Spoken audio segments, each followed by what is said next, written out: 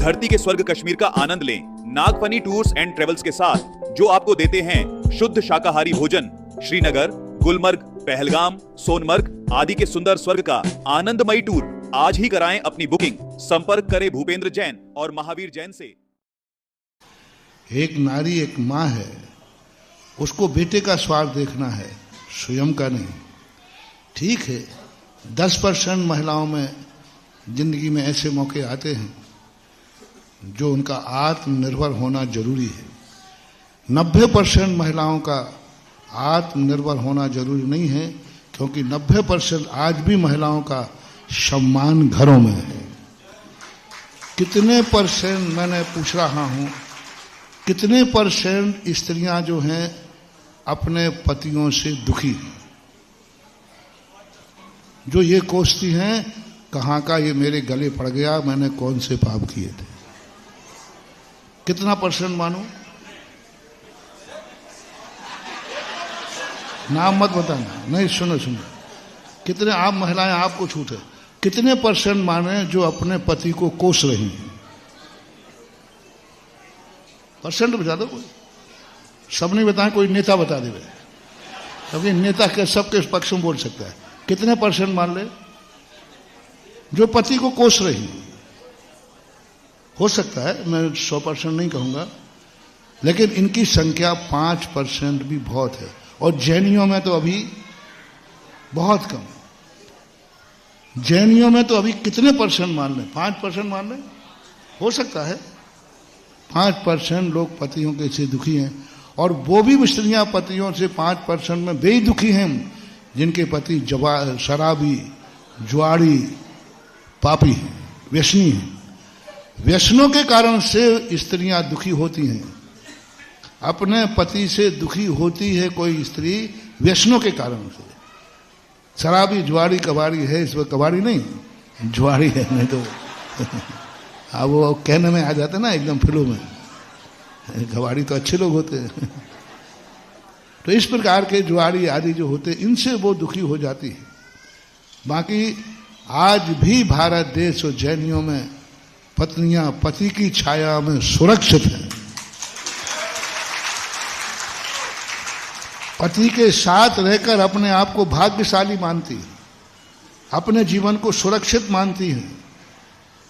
95% कह रहा हूं, यदि मेरा शोध गलत हो तो आप लोग जो प्रश्न उठा सकते हो।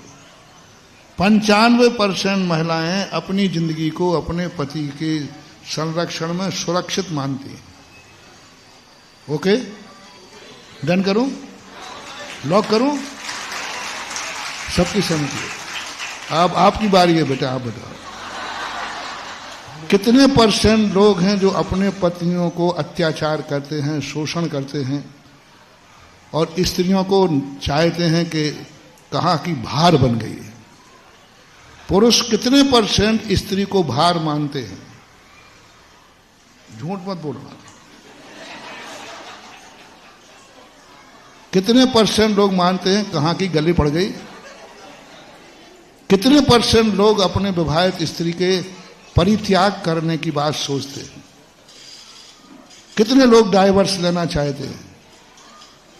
जैनियों की पूछ रहा हूं, जैनी में कितने परसेंट लोग अपनी पत्नी से डाइवर्स चाहते हैं? नहीं है? 100 नहीं, 5 भी बहुत कठिन है। हाँ, 100 में से कोई, चलो 5 मान लेते हैं। 5% पुरुष हैं जो अपनी पत्नी से डाइवर्स लेना चाहते हैं। वो भी इस कारण से नहीं कि वो उसको भार है, वो ऐसी परेशान कर रही है कि घर को नरक बना दिया, उसकी जिंदगी लड़ाकू फड़ाकू है। तो मैं जुआड़ी बुआड़ी कहा तो इनको भी तो कुछ कहूं। हाँ, कोई लड़ाकू फड़ाकू है, ऐसी लड़ाकू घर को आके नरक बना दिया। तब कहीं कोई 5% लोग सोचते हैं कि इससे पिंड छूट जाए तो अच्छा है। राजकुमार, तेरे क्या हाल है?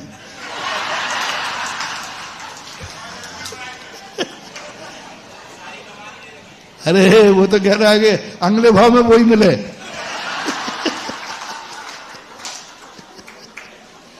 नहीं, हमें गर्व है जैनियों पर जैनी संबंध बनाते हैं, संबंध बिगाड़ते नहीं हैं।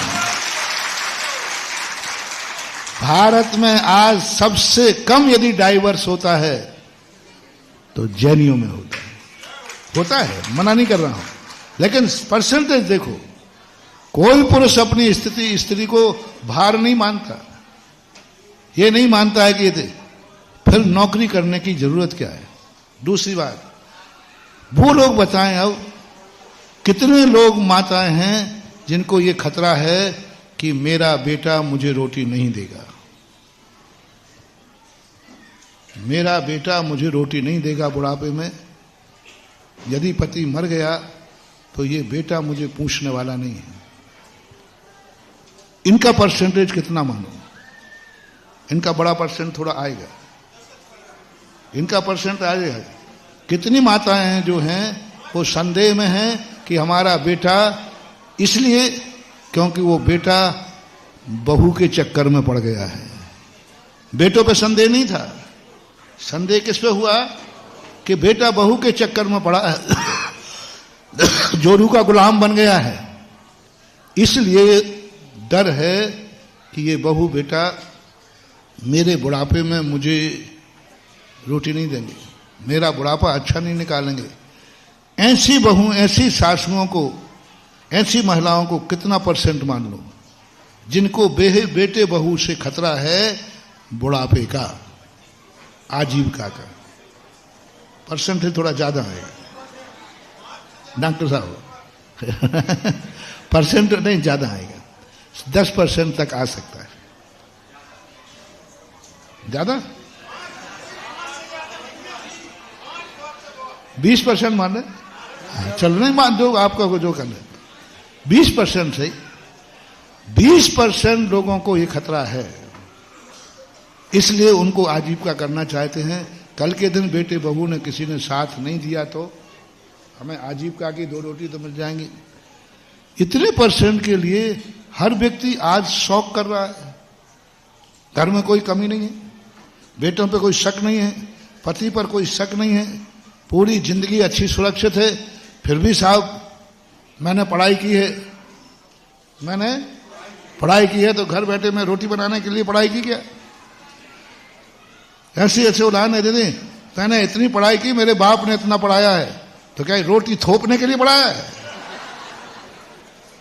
क्या मुझे कपड़े धोने के लिए पढ़ाया है? नहीं नहीं नहीं, रोटी थोपने के लिए नहीं तुझे रानी बनाया है, तुझे तो बेटा पालने के लिए रोटी बनाना है। रोटी क्यों बना रहे? बेटे को रोटी बनाना यदि तुम्हें भार है, पति को रोटी बनाना यदि तुम्हें भार है, तो वह महाराज को भी आहार देना तुम्हें भार हो जाएगा। ध्यान रखना, नारी जाति को महाराज को आहार देना सौभाग्य है, बेटे को रोटी बनाना सौभाग्य है, पति को रोटी खिलाना सौभाग्य है, और पूरे परिवार को जो रोटी खिलाते का सौभाग्य मानती है वो अन्नपूर्णा है, उसको ऐसी सिद्धि होती है। सौभाग्य मानती है कि नहीं, नौकरी नहीं कर रहा हूं मैं रोटी थोपूं, नहीं, मेरा भाग्य है कि मैं आज बेटे को रोटी बना रही हूं, पति को, कुटुंब को। और जिस महिला का ये नियम रहता है कि मैं परिवार को रोटी बनाना मेरा सौभाग्य है, अवभाग्य है, उसको ऐसे अन्नपूर्णा की सिद्धि हो जाती है कि जब तक वो घर में भोजन न कर ले, हजारों लोग भोजन कर जाएं, उसके हाथ का भोजन खत्म नहीं होता है। ये नियम था द्रौपदी का। द्रौपदी को कोई गॉड गिफ्ट नहीं थी, ये नियम था जब तक सब लोग भोजन नहीं कर लें मैं भोजन नहीं करूंगी, भोजन नहीं करूंगी, और अवभाग्य मान के कराती थी। उसका परिणाम है कि उसको ऐसी सिद्धि हो गई कि जब तक वो भोजन नहीं करे उसका भोजन खत्म नहीं होता। तो ये चीजों पे आना चाहिए। बस आजकल हर व्यक्ति को बेटे को रोटी बनाई, मैं तेरी नौकरानी हूं क्या? यदि बेटे ने थोड़ा और कर दिया, मम्मी ये चीज, तो मम्मी क्या हो रहा है? ऐसे कह रहा है जैसे मैं तेरी नौकरानी हूं। गलत बोल रहा हूं तो बोल देना। आजकल की माताएं बोलने लगी, बेटा ने यदि थोड़ी मांग कर दी तो यही शब्द कहती हैं। और श्रीमान जी आप और बता दो थोड़ा, आपने यदि 2-3 बार उनसे कुछ करवा लिया तो फिर ये बना दो, ये बना दो। क्या समझ रखा है तुमने मुझे? नहीं आना चाहिए। जब संबंध है अपनों के लिए अपने हाथ के से कोई कार्य करके देना अभाग्य मानना चाहिए, यही सबसे बड़ी सिद्धि होना चाहिए।